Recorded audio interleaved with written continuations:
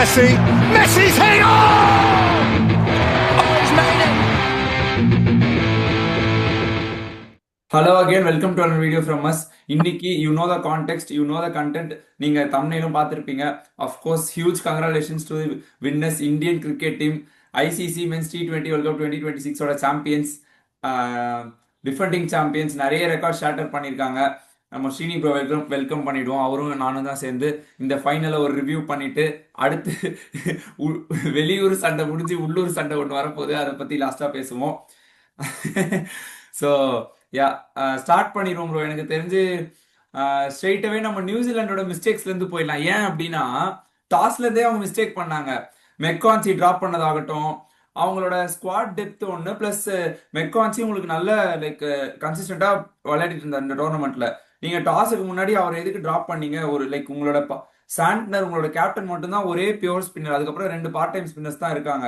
எதுக்கு நீங்க McKenzie drop பண்ணீங்க அப்படின்ற ஒரு கேள்வியோட, அண்ட் தென் டாஸ் வின் பண்ணா பேட்டிங் ஆடுன்றது சின்ன குழந்தை கூட தெரியும், இதான் இந்தியா பேட்டிங் ஆடுன்றது. அதை மீறி நீங்களும் சரி நீங்க ஏன்பா டாஸ் தோத்து கஷ்டப்படுறீங்க, நாங்களே உங்களை பேட்டிங் ஆட வைக்கிறோம்ப்பா அப்படின்னு சொல்லிட்டு பவுலிங் போடுறாங்க. இதுக்கு பின்னாடி என்ன ரீசன் இருக்கு அப்படின்னு தெரியல, நீங்க சொல்லுங்க. அதாவது நான் 2 எக்ஸாம்பிள் நான் சொல்றேன். யானை தும்பிக்கையால தன் தலையில தானே மண்ணள்ளி போட்டுக்கும், சரியா? அது ஒண்ணு. ஓகே, அது கொஞ்ச நேரத்துக்கு கண்ணு தெரியாம கொஞ்சம் கஷ்டப்படும், ஒரு 10-15 நிமிஷத்துக்கு பாவம் அங்க எங்க அப்படிதான் கஷ்டப்பட்ட மாதிரி தெரிஞ்சுது. ஆமா ஆமா, பின்ன இருக்காதா? நான் ரொம்ப பேக் பண்ணேன், என் குதிரைன்ட்டு. ரெண்டாவது எக்ஸாம்பிள் வந்து, துப்பாக்கிய நீ வந்து புடிக்கிற, எய்ம் பண்றனா, ஆப்போசிட்ல நிக்கிற உன்னோட இத பார்த்து, ஆப்போசிட்ல நிக்கிறவனை பார்த்து சொல்லணும், உன்ன நீயே இப்படி திருப்பி சுட்டுக்கிட்டனா அது ஒரு பிரயோஜனமும் கிடையாது, சரியா? டாஸ் வின் பண்ணி போலிங் போட்டு வாங்கப்பா, வந்து தாராளமா பேட்டிங் ஆடுங்க, வாங்க தாராளமா அடிச்சுக்கோங்க அப்படின்னு சொல்லிட்டு தான தர்மம் பண்ற மாதிரி வந்து கொடுத்து பேட்டிங் ஆட சொல்லி வச்சு நொறுக்குனாங்க. ஃபர்ஸ்ட் 2 ஓவர் வந்து நல்லா பார்த்தாங்க, அதுல எந்த ஒரு டவுட்டும் கிடையாது. பிகாஸ் பிச்சை கேஜ் பண்ணி 2 பேருமே, அபிஷேக் சர்மாவும் சரி சஞ்சு சாம்சனும் சரி, ஃபர்ஸ்ட் 2 ஓவர்ஸ் வந்து நல்லா பார்த்துட்டாங்க, இந்த பிச்சை கேஜ் பண்ணிட்டாங்க. சோ 3rd ஓவர்ல இருந்து லிட்டரலா வந்து பொழக்க ஸ்டார்ட் பண்ணிட்டாங்க. ஆனா அங்கேயுமே எனக்கு வந்து ஒரு ஸ்ட்ராட்டஜி எனக்கு புரியல. ஹென்ரி ஃபர்ஸ்ட் ஓவர் 7 ரன் போட்டு ஓகே, ஓரளவுக்கு ரெசிலியன்ஸ் சஞ்சு சாம்சனோட ரெசிலியன்ஸ் பார்க்கணும். 4 டாட் பால் ஆடிட்டு டக்குன்னு ஒரு 6 அடிச்சிட்டாரு. சோ பிரஷர் அப்படியே நியூசிலாந்து பவுலர்ஸ் மேல போட்டுட்டாரு. அப்படிதான் அந்த ஒரு ஷாட்டே போதும் சஞ்சுவோட கான்ஃபிடன்ஸ் லெவல் எந்த இடத்துல இருந்துச்சுன்னு சொல்றது. டெஃபினெட்லி. அதுக்கப்புறமும் பிலிப்ஸ் ஒரு 5 ஓவர் ஒரு நார்மல் ஒரு குவைட் ஓவர் ஒன்னு போட்டாரு. திருப்பியும் 3வது ஓவர் எதுக்கு ஜேக்கப் டஃபி? ஏன் ஹென்ரியோட ஸ்பெல்ல கண்டினியூ பண்ணிருக்கலாமே. ஆமா எக்ஸாக்ட்லி. ஆமா, அது ஒரு டாக்டிக்கல் எரர். ஆக்சுவலா அதனாலதான் நம்ம இதுல ஸ்டார்ட் பண்ணோம். டாஸ்ல இருந்தே நிறைய எப்பவுமே ஒரு டோர்னமெண்ட் நம்ம போன வீடியோல கூட சொல்லியிருப்போம், நியூசிலாந்து வந்து எல்லா டோர்னமெண்ட்ஸுமே ரொம்ப டாக்டிக்கலான டீம்னா அவங்களோட ஸ்ட்ராட்டஜிஸ்லாம் ரொம்ப ஸ்ட்ராங்கா இருக்கும். அதை பத்தி நம்ம சொன்னா, இந்த டோர்னமெண்ட்ல என்னோட ஒப்பீனியன்ல வெஸ்ட் இண்டீஸ் நல்லா பண்ணாங்க. அதான் லைக் நம்ம அந்த கேம் தோத்துட்டாங்க, பட் அது வரைக்கும் டாரன் சாமியோட ஸ்ட்ராட்டஜிஸ் கொஞ்சம் நல்லா இருந்துச்சு. அதெல்லாம் நம்ம போன வீடியோல டிஸ்கஸ் பண்ணோம். இப்போ அப்படி இருக்க ஒரு டீம் வந்து டாஸுக்கு முன்னாடியில இருந்தே நீங்க மேட்ச் தோத்துட்டீங்க அப்படின்ற மாதிரி ஸ்ட்ராட்டஜி போட்டு எடுத்துட்டு வரீங்க. அது ஏன் அப்படின்றது எனக்கு சுத்தமா புரியல. நான் மெக்கான்கி சொல்றேன் பாருங்க, குரூஷியல் மேட்சஸ் அந்த சூப்பர் 8ல ஸ்ரீலங்கா ஸ்டேஜ்ல வின் பண்ணி கொடுத்தாரு. ஓகே, அதுவும் விக்கெட்ஸ், குரூஷியல் விக்கெட்ஸ் எல்லாம் எடுத்தாருங்க ஸ்ரீலங்கா மேட்ச்ல. அந்த ஒரு காமிந்து மெண்டிஸ் விக்கெட்டா இருக்கட்டும், அதுக்கப்புறம் இவரு இந்த ஹேமந்தான் அவரோட விக்கெட்டா இருக்கட்டும், ஈவன் போன செமி ஃபைனல்ல சவுத் ஆப்பிரிக்கா மேட்ச்ல கூட டிகாக் ரிக்கல்டன் 2 பெரிய விக்கெட் ஒரே ஓவர்ல எடுத்தாருங்க. அவரு விக்கெட், அவரோட விக்கெட் டேக்கிங் இதை யாருமே பெருசா பேசல, பட் அந்த மாதிரி ஒரு மேட்ச் வின்னிங் பெர்ஃபார்மன்ஸ். ஈவன் பேட்டிங்லயுமே ரன், நான் அது down the order run correct. அந்த ஸ்ரீலங்கா கேம் அடிப்பாருல்ல? ஆமா அடிப்பாரு, டெஃபினட்டா. அண்ட் இங்கிலாந்து மேட்ச்மே டு சர்டன் எக்ஸ்டென்ட் அடிப்பாரு. அப்பேற்பட்ட ஒருத்தரை வந்து உட்கார வச்சுட்டு ஜேக்கப் டஃபி, சரி நீங்க ஏதோ ஒரு பேசர், அதாவது red soil plus black soil mix பிச்சா இருக்கும்னு சொன்னாங்க. சரி நீங்க ஏதோ ஒரு பேசர் கொண்டு வரீங்க, ஓகே. சரி, அது நீங்க ஜிம்மி நீஷம் டிராப் பண்ணிட்டு ஒரு கைல் ஜெமிசன் வேணா ஆடி இருக்கலாம், பிகாஸ் அந்த ஹைட்ல இருந்து. இல்ல, ஜிம்மி நீஷம்க்கு பதில் நீங்க இவனே லைக் ஜேக்கப் டஃபியை கொண்டு வந்திருக்கலாம், மெக்கான்சி அப்படியே வச்சுட்டு அதையாச்சும் செஞ்சிருக்கலாம். பட் அது கூட பண்ணிருக்கலாம். பட் மெக்கான்ஜி எப்படி இருந்தாலும் அவர் 11ல ஆடி இருக்கணும். பட் அவர் drop literally it is a blinder, so they deserve to lose, அவ்வளவுதான் நான் சொல்றேன். ஆமா, சோ அங்கேயே முடிஞ்சிருச்சு. அண்ட் தென் இது இந்தியா அந்த மாதிரி டீம்ஸ் கூட பாக்காதீங்க. அகமதாபாத் கண்டிஷன்ஸ், நீங்க டாஸ் வின் பண்றீங்க, ஃபைனல்ஸ் ஈஸியா 200 + 220 மேல போட்டீங்க அப்படின்னா ஆட்டோமேட்டிக்கா ஆப்போனன்ட் மேல பிரஷர் வந்துரும். இந்தியா பேட்டிங் yes, ஆனதுனால exactly. 250 அடிச்சாங்க. இல்லனா லைக் அது wicket of course batting wicket தான். பட் எத்தனை டீம்ஸ் வந்து 250 ஃபர்ஸ்ட் பேட்டிங் அடிச்சிருப்பாங்க அப்படின்றது வந்து தெரியாது. ஆமா. ஏன்னா இந்தியாவோட பேட்டிங் இல்ல அப்படிதான் அப்கோர்ஸ் இருந்துச்சு. நியூசிலாந்து ம். இங்க பாருங்க, நியூசிலாந்து வந்து அவங்க ஃபர்ஸ்ட் பேட்டிங் ஆடி இருந்தாலும் ஒரு 200 பிளஸ் போஸ்ட் 250 போஸ்ட் பண்ணிருக்க மாட்டாங்க. பட் ஒரு அதான் மேக்ஸிமம் எக்ஸாக்ட்லி ஒரு 200 210 ஆர் 220 பிளஸ் 220 அப்படி போஸ்ட் போட்டிருப்பாங்க. பண்ணிருக்க பிகாஸ் நிறைய சான்சஸ் இருந்திருக்கு. டெஃபினெட்லி அதை because they India to have chase பண்றதுக்கு கண்டிப்பா ஸ்ட்ரகிள் ஆயிருக்கும் வாய்ப்பு இருக்கு. அது வாய்ப்பு வந்து இருக்கு லைக் வாய்ப்பு இருக்கு. ஆனா பிகாஸ் செகண்ட் ஹாஃப்ல பிட்ச் நம்ம நினைச்ச மாதிரி பெருசா பேட்டுக்கு ஆமா ஒண்ணும் வரல. கொஞ்சம் எக்ஸாக்ட்லி. கொஞ்சம் நின்னுது. பிளஸ் மூவ்மெண்ட்டும் நல்லா இருந்தது. பும்ரா போடும்போது சரி, ஹர்ஷதீப் போடும்போது சரி, there was a lot of moment.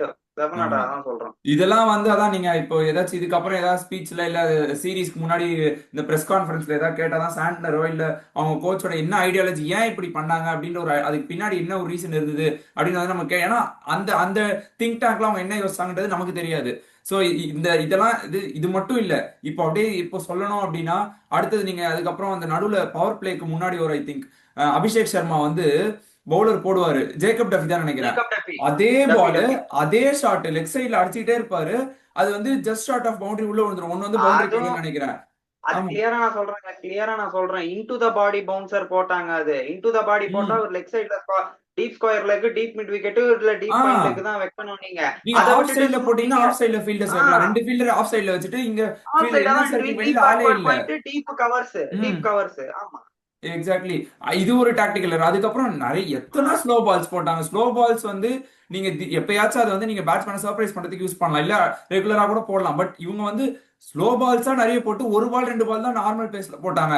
நீங்க ஸ்லோ பால்ஸ் ஒன்ஸ் இந்த மாதிரி கண்டிஷன்ஸ்ல பிக் பண்ணிட்டீங்க அப்படின்னா no one can stop you. ஈஸியா அடிச்சு நவுத்திடுவாங்க. அப்படிதான் சஞ்சு சாம்சன் அண்ட் அபிஷேக் சர்மா ஆடினாங்க. அதுவும் ரொம்ப wide outside off stump, wide out ஆமா. Side off stump. இல்லனா வைடாவே லெக் சைட்லயே லைக் இந்த லைக் ஆன் சைட்லயே வந்து வைடு போட்டுறாங்க. அவங்க ரொம்ப நர்வஸ் ஆயிட்டாங்க. என்னன்னு அதாவது அவங்களே நீங்க சொன்ன மாதிரி அவங்களே அவங்கள ஒரு ட்ராப் குள்ள தள்ளிக்கிட்டு அவங்களே நர்வஸ் ஆகி அதை இம்ப்ளிமெண்ட் பண்ண தெரியாம பயங்கரமா அதாவது அதனாலதான் டாஸ்ல இருந்தே நாங்க வந்தோம் இந்த கேமுக்கு.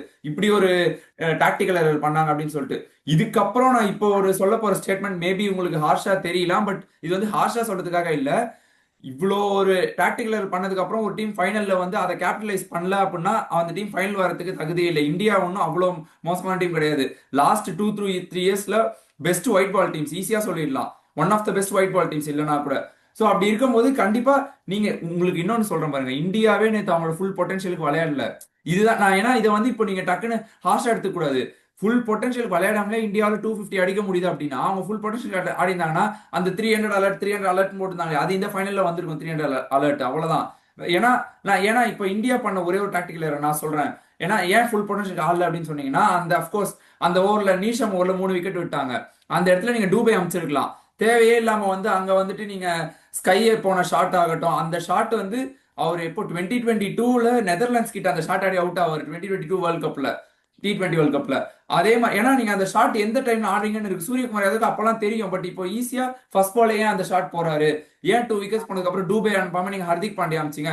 ஹர்திக் பாண்டியாவுமே I don't know whether you agree with me. But அவர் எப்படின்னா டைம் எடுத்துக்குவாரு. ஃபினிஷர் தான் கொஞ்சம் ஒரு 5 பால் 6 பால் டைம் கொடுக்கணும்ல. நீங்க அந்த இடத்துல வந்துட்டு ஃபர்ஸ்ட்ல இருந்தே அடிங்கன்னு சொன்னா அவருக்கும் நேற்று அன்பார்ச்சுனேட்லி ஹர்திக் பாண்டியா படல. இன்கேஸ் டூபே வந்திருந்தாரு அப்படின்னா அவரோட ஃபார்முக்கு கண்டிப்பா பவுண்டரிஸ் கிளியர் பண்ணிருப்பாரு. ஸோ இதெல்லாம் வந்து லைக் நாங்க இப்போ கன்சர்னா சொல்லல. இந்த மாதிரிலாம் லைக் இந்தியாவும் ஒரு டாக்டிக்கல் எரர் பண்ணாங்க. இப்படி பண்ணியுமே இந்தியாவில் 250 போட முடியுது அப்படின்னும் போது அப்போ ஃபுல் பொட்டன்ஷியல் ஆடி இருந்தாங்கன்னா கண்டிப்பா 300 போயிருக்கும். But okay 250 was more than enough. அவ்வளவுதான் சொல்றது. ஜிம்மி நீஷமுக்கு அட் டுவர்ட்ஸ் தி எண்ட் வந்து 2 ஓவர் ஃபுல் ஸ்பெல் அவருக்கு கம்ப்ளீட் பண்ணதெல்லாம் வந்து நிச்சயமா ஒரு பெரிய blinder. And Lockie Ferguson unfortunately ஒரு கை பயந்துட்டாருன்னு நினைக்கிறேன் சாண்டர் இதுக்கப்புறம் கொடுக்கறதுக்கு. 2 ஓவர்ல 48 ரன். அப்பா. ஆமா. ஐயோ. சோ அது ஏன் அப்படின்னு அந்த இது டாஸ் தான். அதான் டாஸ் வந்து சொல்றேன் அந்த தோத்தது ரீசன் கிடையாது. டாஸ் ஜெயிச்சு ராங்கா டெசிஷன் எடுத்ததுதான் இங்க ரீசன். அதுதான் பிரச்சனை. நீங்க அந்த ஆமா. ஒரு ஆள், அந்த ஒரே ஒரு ஆளு மேல அவரை நீங்க வெளியே தூக்குனது பாத்தீங்களா? இப்ப எப்படி அந்த சும்மா அந்த பில்லரை நீங்க இடிச்சாலே போறோம், ஒட்டுமொத்த கட்டடமும் இடிஞ்சு விழுற மாதிரி எக்ஸாக்ட்லி.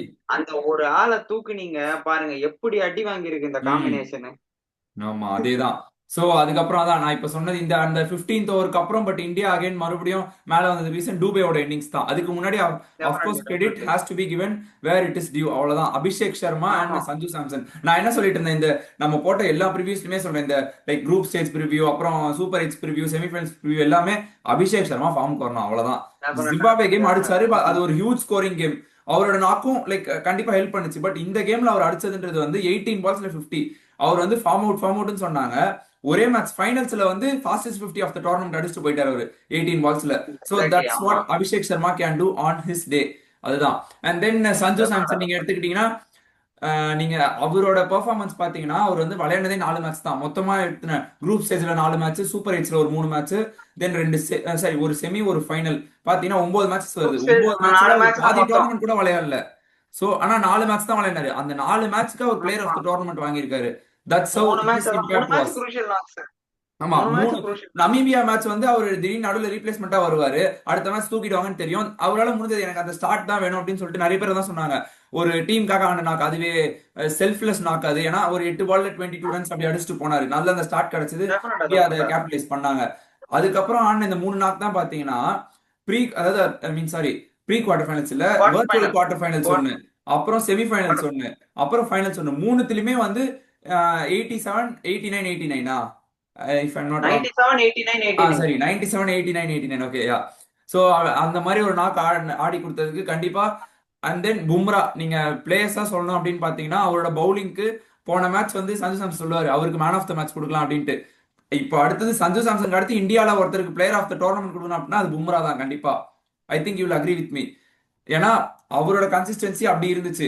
நேத்து பவுலிங்ல நீங்க அந்த இங்கிலாந்து கேம் வந்து கஷ்டப்பட்டு புடிச்சு இழுத்து வின் பண்ணி கொடுத்தாரு. நேத்து கேம்லாம் பாத்தீங்கன்னா ஷியர் டாமினன்ஸ் தான். 4 விக்கெட் எடுத்தாரு. சஞ்சு சாம்சனுக்கு மேன் ஆஃப் த மேட்ச் வந்திருக்க வேண்டியது ஈஸியா அடிச்சு லைக் பும்ரா வாங்கிட்டு போயிட்டாரு. சோ அதுதான். அண்ட் தென் அந்த மாதிரி சொல்லணும்னா it's a team of T20 world கப்ல இது T20 வேர்ல்ட் கப்ல இது செகண்ட் பெஸ்ட் ஸ்பெல் பும்ராவோட நேத்து மேட்ச். ஃபர்ஸ்ட் வந்து பாத்தீங்கன்னா அஜந்தா மெண்டிஸ் 4 for 12 in 2012. இப்போ இது பும்ராவோடது 4 for 15. இது ஒரு செகண்ட் பெஸ்ட் ஸ்பெல். ஆமா. இன்னொன்னு ஒரு குறை மாதிரி அப்படி சொல்லணும்னு பாத்தீங்கன்னா 260 தான் இந்த T20 வேர்ல்ட் கப் ஹிஸ்டரியில ஹையஸ்ட் ஸ்கோர் நினைக்கிறேன். அதுவும் ஸ்ரீலங்கா தான் போடுவாங்க 2007ல நினைக்கிறேன். இந்தியா வந்து ஆமா ஃபர்ஸ்ட் எடிஷன்லயே இந்தியா வந்து க்ளோஸா வந்து ஒரு 5 ரன்ல இல்ல 4 ரன்ல மிஸ் பண்ணிடுறாங்க அந்த ஸ்கோரை. பட் அதான் நேத்து அதை பண்ணியிருந்தாங்கன்னா, அந்த டாக்டிக்ல பண்ணாம இருந்தாங்கன்னா 300 மேல கண்டிப்பா இருக்க நிறைய சான்சஸ் இருந்துச்சு. பட் ஓகே பார்க்க முடியாதுங்க. But at end of the day match இல்ல. பட் அந்த மாதிரி இதெல்லாம் நம்ம பார்த்தா ஓகே. எனிவே இல்ல ஆமா ரன் ஸ்கோர் பண்ணிக்கலாம் தான். ஜஸ்ட் ஃபார் சேக் தான் சொன்னேன். இல்ல அதுதான். இப்போ வந்து அந்த சவுத் ஆப்பிரிக்கா கேம் வந்து நம்ம இதே ரிசல்ட் வேற மாதிரி போயிருந்தது அப்படின்னா அந்த கேமோட எஃபெக்ட் நமக்கு தெரிஞ்சிருக்கும். பட் இப்போ வந்து அந்த கேம் தான் வந்து ஒரு லைக் ஒரு லாஸ் ஆனது நல்லதுதான். அதுல இருந்து நிறைய லெசன்ஸ் கத்துக்கிட்டாங்க அப்படின்னு சொல்லலாம் இந்தியாக்கு. சொல்லலாம் Axar Patel like most of the times அண்டர் ரேட்டடாவே இருந்தாரு. பட் அதான் அவர் வந்து சும்மா இந்த டோர்னமெண்ட் போன டோர்னமெண்ட்லாம் சொல்ல முடியாது. நீங்க அவரோட கிராஃப் பாத்தீங்க அப்படின்னா 2019ல இருந்தே அந்த once first time pink ball match விளையாடுவாங்க இந்தியால. If I'm not wrong, Ganguly வந்து நம்மளோட தாதா கங்குலி நம்மளோட சேர்மனா இருக்கும்போது ஈடன் கார்டன்ஸ்ல first time pink ball test விளையாடுவாங்க. அதுல வந்து ஒரு 5 for எடுப்பாருன்னு நினைக்கிறேன். இல்ல 2 இன்னிங்ஸ்மே 5 for எடுப்பாரு. அதல இல்ல இங்கிலாந்தோட 2021ல ஒரு டெஸ்ட் சீரிஸ் நடக்கும் கோவிட் டைம்ல எடுப்பாரு. அதான் அதுல இருந்தே அவரோட கிராஃப் வந்து ஃபுல்லா ஜடேஜாக்கு ரீப்ளேஸ்மென்ட்டா வந்தாரு. அதான் சொல்றேன். அப்போ அதான் சொல்றேன் அந்த 2020 அவன் அந்த டைம்ல ஜடேஜாக்கு ரீப்ளேஸ்மென்ட்டா வந்தாரு இன்ஜுரின்னு. அங்க இருந்து அவர் வந்து வேற லெவல்ல அப்கோர்ஸ் அதுக்கு முன்னாடி கொஞ்சம் இன் அண்ட் அவுட்டா தான் இருந்தாரு. ஏன்னா அது முன்னாடி ஜடேஜா கன்சிஸ்டன்ட்டா இருந்தாரு. லைக் ஜடேஜாவோட லைக் டு லைக் ரீப்ளேஸ்மெண்டா அக்ஷர் அப்படின்றதுனால பெருசா இந்தியா டீம்ல அவருக்கு வந்து சான்ஸ் கிடைக்கல. பட் இப்போ வந்து ஜடேஜா கொஞ்சம் இன் அண்ட் அவுட்டா இருக்கும்போது அவரோட லைக் டாமினன்ஸ் என்ன அப்படின்றது அக்ஷர் பட்டேல் காமிச்சிருக்காரு. சோ அந்த மாதிரி ஒருத்தருக்குமே ஒரு இன்ஸ்பைரிங் ஸ்டோரி தான் இந்த டீம்ல. சிவம் துபே, அக்ஷர் பட்டேல் இவங்கலாம் இந்த டோர்னமெண்ட்ல கொஞ்சம் ஒரு அன்சங் ஹீரோஸா தான் இருக்காங்க. இவன் Harshdeep Singh to certain extend. இவங்கலாம் வந்து சைலண்டா வந்து ஹைப்பே இல்லாம ஒரு பர்ஃபார்மன்ஸால இவங்க மேட்ச் வின் பண்ணி கொடுத்திருக்காங்க. சோ ஒரு கப்பல் ஆஃப் மேட்சஸ் கான்ட்ரிபியூஷன் கொடுத்திருக்காங்க. டு an extent வருண் சக்கரவர்த்தியே சொல்லலாம். வருண் சக்கரவர்த்தி ஃபார்ம்ல இல்லாத போது மீதி பேர் நல்லா ஆடிட்டாங்க. அவரோட டேல வந்து குரூப் ஸ்டேஜ்ல ஃபுல்லா வருண் சக்கரவர்த்தி தான் வந்து கொளுத்தி போட்டுட்டு இருந்தாரு. வருண் சக்கரவர்த்தி கூட நீங்க wickets is picking but runs at the same time runs is going. அதுதான் வந்து ஒரு இதா இருந்திருக்கு ரீசன்ட் டைம்ஸ்ல. சோ அவராது அதை எப்படி பண்றாங்கன்னா சீக்கா எல்லாம் சொல்லுவாரு. சீக்காவும் அனுப்பி ஸ்ட்ரைட் டவுன் த கிரவுண்ட் அடிங்க, ஸ்ட்ரைட் டவுன் த கிரவுண்ட் அடிங்க, அவரா அக்கராஸ் அடிக்க போனா அவுட் ஆறீங்கன்னு சொல்லிட்டு. சோ அதே ஸ்ட்ராட்டஜியை தான் யூஸ் பண்றாங்க பேட்ஸ்மேன்ஸும். ஸ்ட்ரைட்டா அடிக்க போய் அவரை வந்து டார்கெட் பண்ணி ரன் ஸ்கோர் பண்றாங்க. பட் எனிவேஸ் இப்போ வருண் சக்கரவர்த்தியும் இந்த ஐபிஎல்ல வர ஐபிஎல் வரப்போற ஐபிஎல்ல அவர் ஹோப்ஃபுல்லி கரெக்ட் பண்ணுவாருன்னு எதிர்பார்க்கலாம். ஆமா அதே மாதிரி அவரும் எப்படி 2021ல வந்து இந்தியா லைக் அவர் ரொம்ப அவுட் ஆஃப் ஃபார்ம்ல இருந்தாரு. சுத்தமா சரியா விளையாடலன்னும் போது இப்ப அவரும் வந்து ஒரு T20 டிராப் வேர்ல்ட் கப் பண்ணி வின்னர். திரும்ப வந்து ஆமா ஆனா இது ஒரு ஃபேரி டேல் கதை பாருங்களேன். துபாயில டிராப் பண்ணாரு, திரும்பவும் அதே துபாயில திரும்பி கம்பேக் பண்ணாரு வந்து. இது சாம்பியன்ஸ் டிராஃபில சொல்றீங்களா? ஆஹ் ஓகே ஓகே ஆமா ஆமா எக்ஸாக்ட் அதுதான். சோ அந்த மாதிரி நீங்க like it's a team of inspiration அப்படின்னு தான் சொல்லணும். சோ அகைன் இன்னொரு முறை So, congratulations to team India. congratulations and you are the kudos to world champions.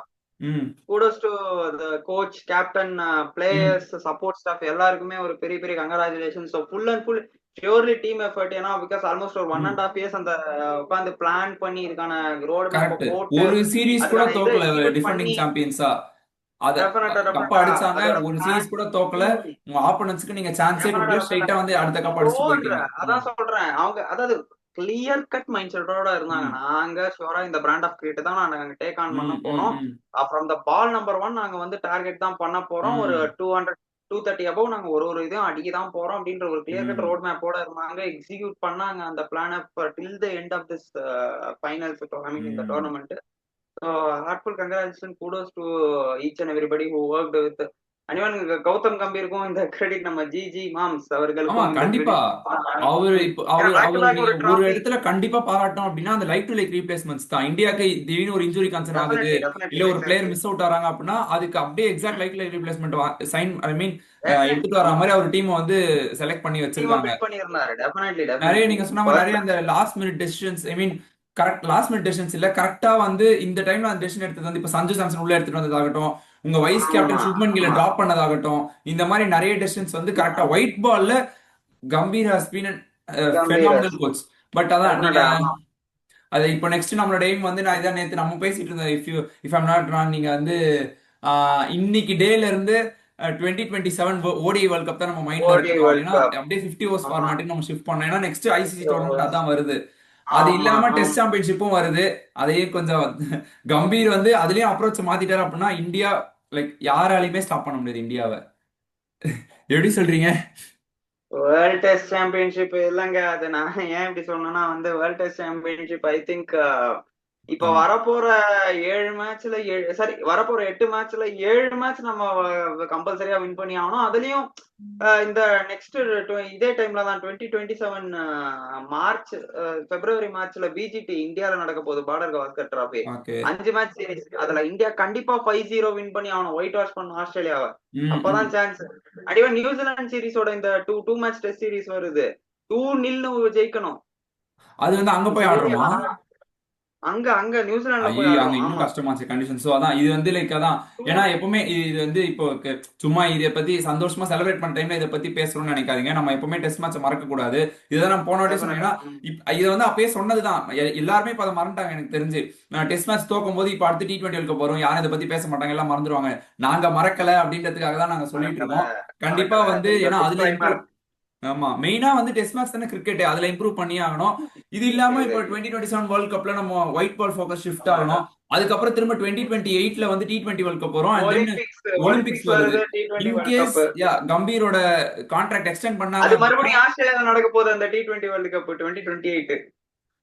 ஆமா அது ஆஸ்திரேலியா நடக்க போகுது. Olympics Los Angeles, Australia America இந்த எண்ட்ல ஒண்ணு அந்த எண்ட்ல ஒண்ணு அப்படி நடக்க போகுது.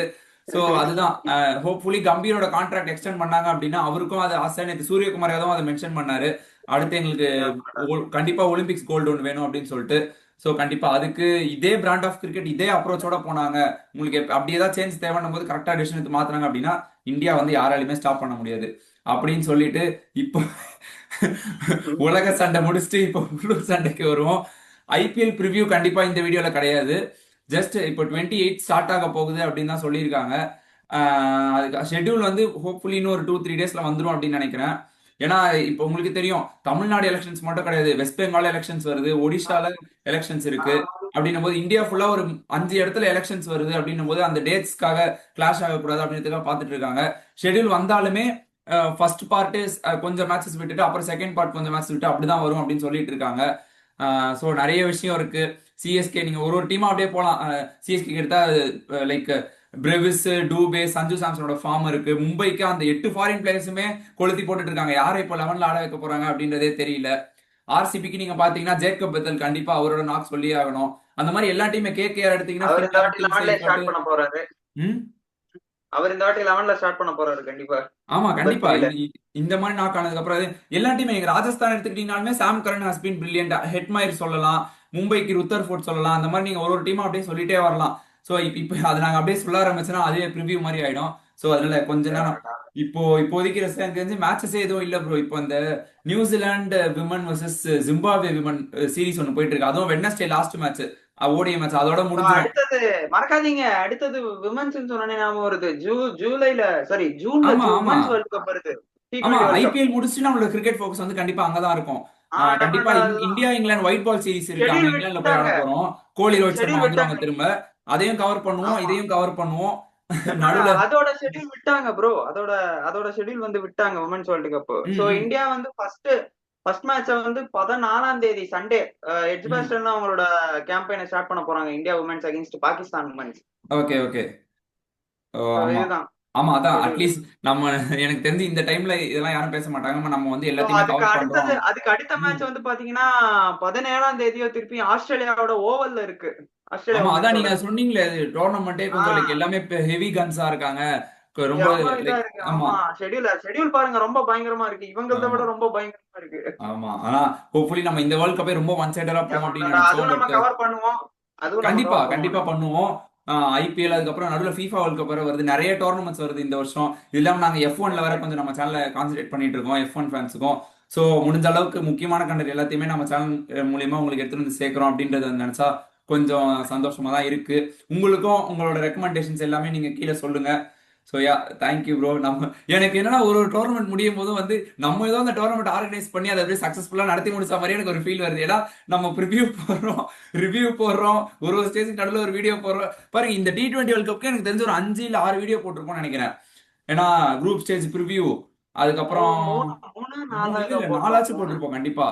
நாலு இதுவும் அது சேர்த்து இந்த 4. வீடியோவோட சேர்த்து 4 ஆயிடும். ஸோ அதுதான் அப்படின்னும் போது பார்ட்டா எனக்கு தெரிஞ்சு இந்த டோர்னமெண்ட் வந்து நம்ம கொஞ்சம் கன்சிஸ்டன்டா இருந்தோம் அப்படின்னு நினைக்கிறேன். இது இல்லாம உங்களுக்கு கொஞ்சம் இன்னும் கொஞ்சம் ரெகுலரா வீடியோஸ் வரணும். ஏன்னா குரூப் ஸ்டேஜ்ல அது நம்ம குரூப் ஸ்டேஜ் முடிஞ்சாலே சூப்பர் ஹிட்ஸ்க்கு முன்னாடி தான் ஒரு வீடியோ போட்டோம். நடுவில் எங்களுக்கு ஒரு வீக்லி ஒன்ஸ் ஒரு வீடியோ வேணும். அந்த மாதிரிலாம் நீங்க நினைச்சீங்கன்னா கண்டிப்பா கமெண்ட் செக்ஷன்ல சொல்லுங்க. நாங்க அதை கண்டிப்பா ஃபுல்ஃபில் பண்றோம். So thank you bro. Jai Hind India. Okay bye. ஐயோ.